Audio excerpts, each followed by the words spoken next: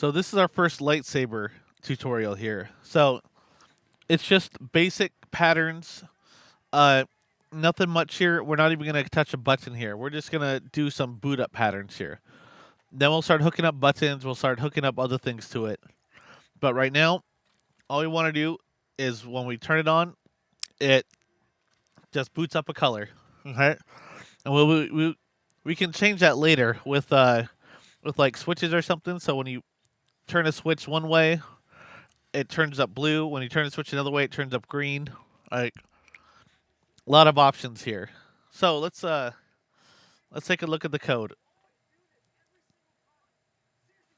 So this is the code here, I guess. Okay. I guess we'll do a dual here. So right now it's still running off the battery. There's a power switch there, which powers on. And the Arduino is running off USB.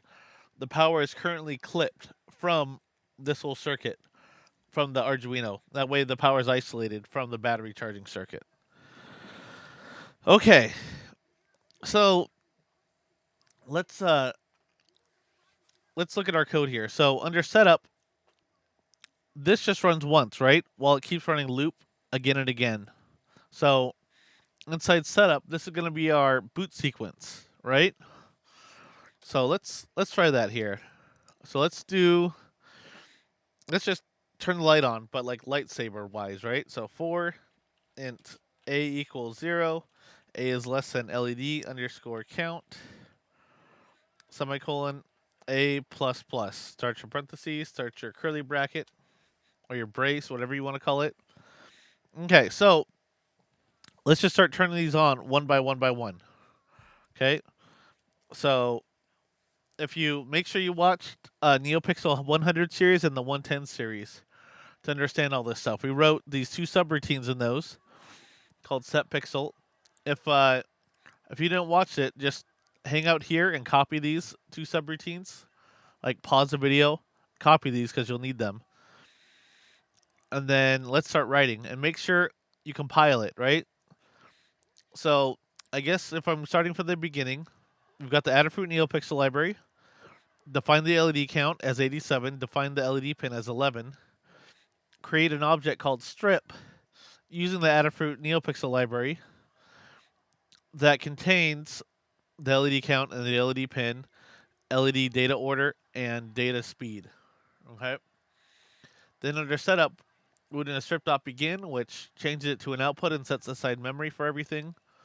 And then we're doing strip.show, which basically blanks out the NeoPixels. We're also doing a serial.begin in case we ever need to read anything on the serial monitor. And then we've got this integer fade and integer color, which are left over from an old program. And then we have the subroutines. So setPixel will ask you for which pixel, what color of that pixel between 0 and 1024, which goes from red to red, right? So red, orange, yellow, green, blue, purple, red. So when I say red to red, I mean all the way around, not moving at all. And then fade, how bright it is, which I like to keep it logarithmic. Oh, here we go. Logarithmic instead of linear. And if you keep up in the fade, it actually comes back down. So the higher you go, when you go up to 255, it's the max brightness. You start going up and it starts coming down with the fade. So you just have to increase it to get the whole pulsing effect.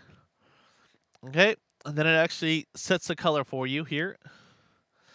And it does all this stuff all in this little subroutine. And then we have the Cascade function, which takes all the LEDs and shifts them over one. So whatever you have on the first one, it moves over that one. It moves everything over by one. That's all it does. It should be called LED shift because it shifts them over. Okay. So let's start writing something over in setup here. So for every LED count, for every pixel, we're going to set pixel. We'll set it to, see, first of all, it's A that we're setting. We'll set it to blue, which I think is like, I don't know. Let's see, RGB. So I don't know, around 800. And then we'll do a, yeah, what are we doing here? For fade, oh yeah, we'll do it fully bright. There we go. So that's the brightness. Okay, so we turn the pixel on, we do a strip dot show, and then we do a slight delay. Delay of like, I know there's 87 pixels. If I wanted to take, let's say, half a second to fill up, I would take, let's see, so 500 milliseconds divided by 87 pixels equals 5.7. So I'm going to make a delay of 5. There we go. Okay. Let's see if that works here. And so under loop, it's going to do nothing. It's just going to start up and do this. Then I can hit the reset to restart that.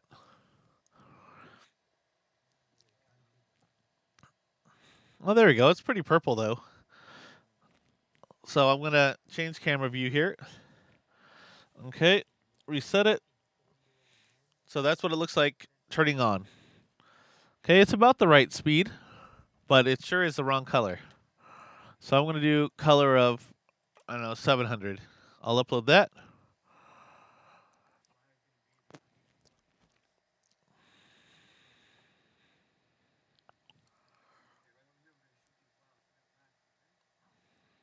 And then we'll see how that looks. There we go. That's a little more blue. Cool. Okay, I don't have the NeoPixels set in the right. They're just floating around on a strip. They're typically like attached to something in there, but they can float for now for these tutorials, whatever. But yeah, right now, if I hit the button, it's blue, right? Okay, there's a whole growing effect. Okay, so let's look at the code here. Instead of doing this, what I could have is an analog read because it's 0 to 1024, right? So I could actually read a knob, and then when I start it up, it reads a knob and goes from there and turns a color. And so if you, which one is it? It's NeoPixel 220? I think 220 is a knob. Yeah, 220 is a potentiometer basic. So if you watch 220, you can have it read that knob like up here and then turn on that color. Okay. So we're going to leave room for that. We're going to do define. Define. Let's see. I'll call it pot because it's a potentiometer, right? And typically we define it as analog read like 0 or 1 or something, right? But right now I'm just going to define it as 700. But this way I can change it later to the analog read. Okay? So then this will be pot for potentiometer. Okay? So in the loop here, so right now it's just a steady blue, right? But that's not the way lightsabers are. They kind of flash and flicker. Right? So what I'm going to do is, let's see, we've got this integer called fade. So I'm going to say fade equals, I'm going to space it right. Fade equals random. Let's say it flickers between 50 here. 50 plus, what would that be? 205? 205. Okay, there we go. So random 50 means it's going to return a number from 0 to 49. So 205 plus 49 is 254. So that's not quite right. So this should be 206. 206? Yeah, there we go. So that way it's anywhere from, let's see, 206 to 255. So it'll still stay on. It'll just flicker between bright and not bright. Okay. So 4 int a equals 0. A is less than LED count. So it's going to set all these LEDs to this flickering piece. A plus plus. Okay. So set pixel a comma, let's see, pot. Right now it's just set at 700, but soon it will be reading a potentiometer. and the brightness will be fade. Okay, semicolon, and then we do a strip.show after it. There we go.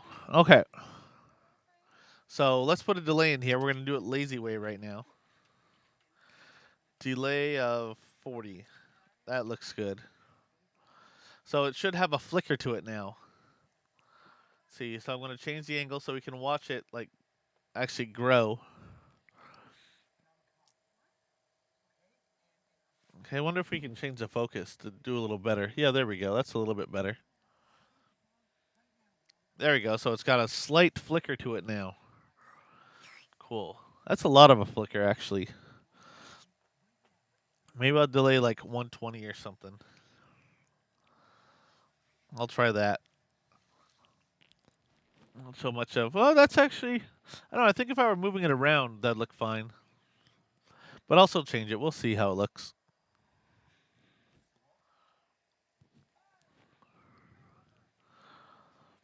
That's actually better. At 120, that's the flicker is a lot better. So it's just sort of flickering in and out. So now it just turns on and changes color. So this is like the ultra basic LightSabre program. And we'll build upon this and we'll keep building and building. So we'll have uh instructions in the 200 series and the 300 series and the 400. Eventually we'll get it hooked up to a 9-axis gyroscope.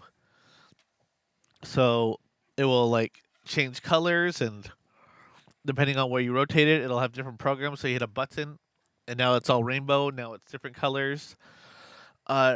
We can get it hooked up to Wi-Fi, so we can log into it from our phone and change it. We can have like a bunch of lightsabers and have them all synced up. That'll probably be way more advanced.